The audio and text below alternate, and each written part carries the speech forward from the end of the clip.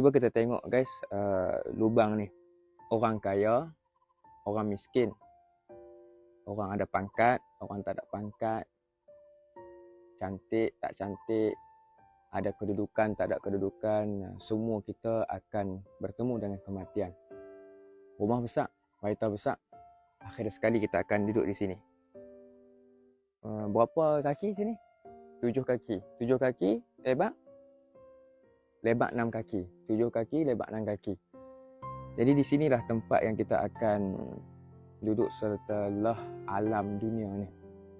Untuk apa kita nak sombong? Untuk apa kita nak belagak?